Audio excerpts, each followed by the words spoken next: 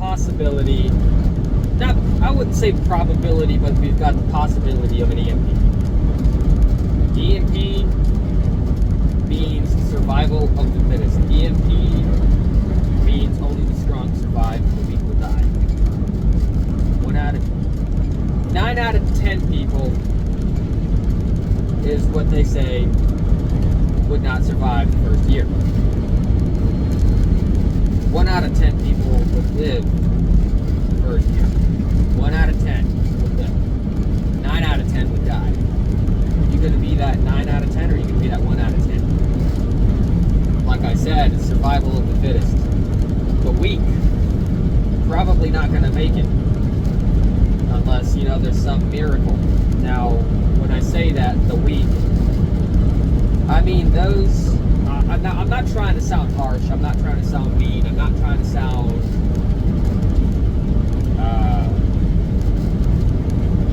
anything like that. I'm just trying to say it how it is. Because in that kind of a world, nothing's sugarcoated. It is what it is. The world ain't a very nice place. So anyone born with complications, they're likely not going to make it. Anyone born that needs medical assistance to make it out of the hospital before they can go home, they're likely not going to make it. People like that. Anyone with mental diseases, they're probably not going to make it. And that could include people with severe clinical depression. Anyone with suicidal thoughts, anyone like that. Things can get bad if you've got those kind of thoughts, even in the best of times. In the worst of times, I don't even want to think. So people like that, they're probably not going to make it past the first year.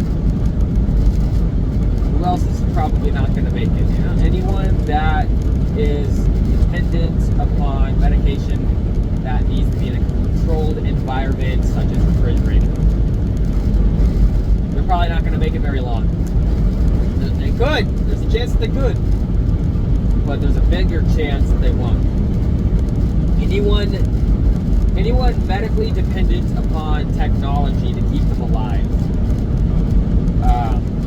they're probably not going to make it very long. Anyone who is, relying on life-sustaining medical technology or life-sustaining drugs, they're probably not going to make it very long either. Like I said, survival of the fittest. Only the strong survive. North America, the United States more so than Canada, probably Canada too, but more so the United States, obesity is a very, very big issue. People who are dangerously obese are probably not going to make it very long. And guys, you got to think back to the 1940s, 1950s, going back to the 1800s, 1700s, even earlier, 16 to 1500s. What did the people look like then compared to what they look like now? Well, you didn't have a lot of obesity like you have right now. Things are really good for humanity. Go down to Macca's, get a Big Mac, chicken nuggets. Life is good. But all that stuff, all the electronics go to shit. The grid is down. No more AC. A lot of these people who are really, really out of shape, you gotta think they're not gonna fare too well. We've all been out of shape at one point or another. And then we've tried to do some physical activity, and then we literally feel like we're gonna die. So imagine that, except in a life or death situation. That's how real it could be during an EMP. The after effects. Because now you can't just go home, sit on the couch, turn on the TV.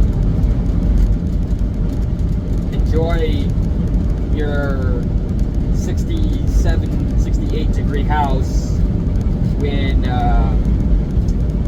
just on the other side of the wall outside is 110 degrees. You're not going to have that luxury anymore. And if you're dangerously obese, then that could be a life or death situation right there. If you think about it, you take a long, hard look, think about it. EMP can be a damn scary thing. You're going to have a lot of things that don't work anymore. You know, for instance, this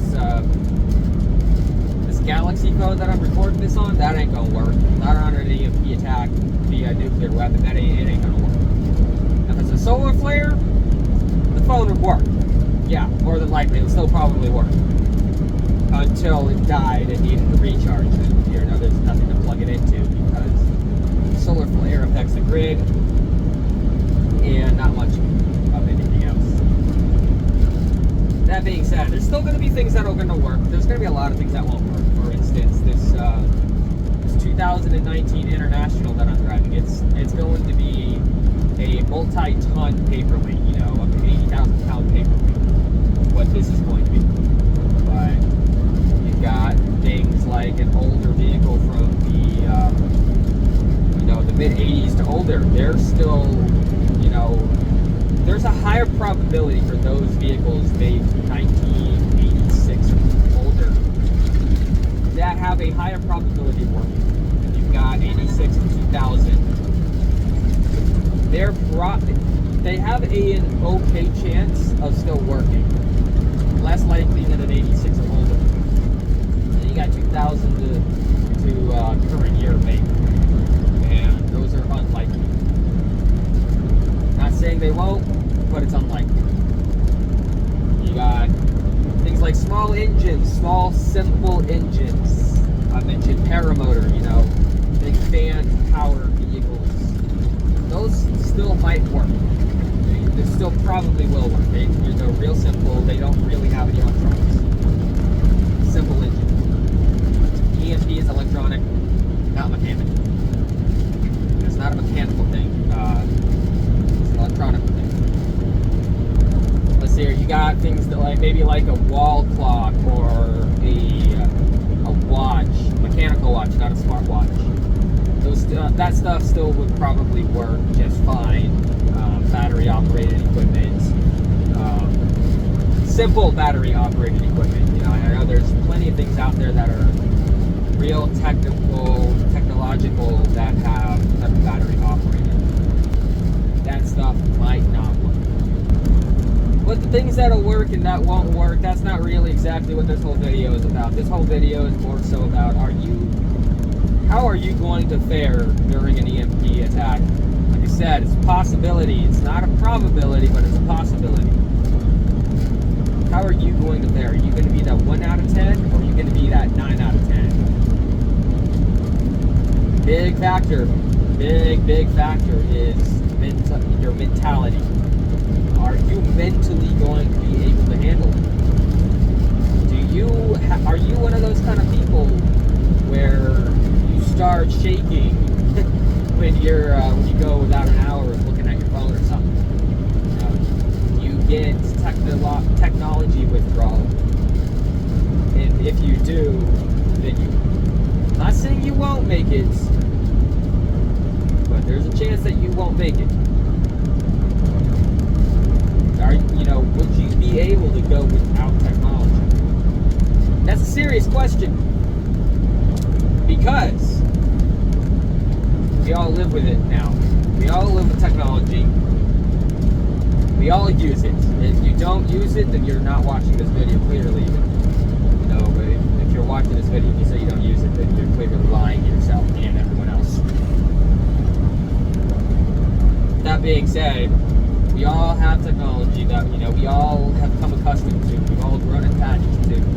And with something like an EMP, that will rip a lot of it away. It will send us back to the 1940s, 1930s, technologically speaking. Except, while older vehicles would still likely be working, are you going to actually be able to drive the damn thing on the highway or in town? Because Now, you know, you got Joe Normal, who has their, you know, 2022 Hyundai, and now he can't get home from the office, and he's stuck on the highway, or he's stuck on the, you know, one of the city streets, and you're rolling down the street in your 1950s Cadillac, and he sees your car is running and everyone else's is not. Now you become the target. And then, obviously, if you're driving a vehicle, it's going to be an older one, more than likely. It's also probably not going to be that great on fuel. And fuel is going to be pretty scarce unless you siphon it from other vehicles. So you're going to want to drive conservatively with your vehicle. You're going to want to save as much fuel as you possibly can. You're not burning through a ton of it.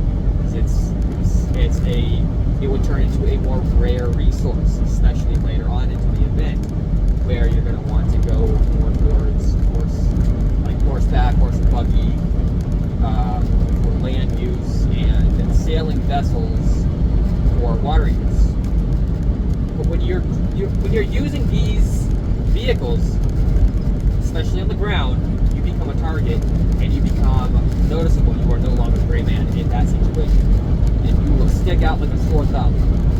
So now you have the whole thing of, yes, I have a vehicle. Yes, it is working. Yes, an EMP just went off yesterday or last week.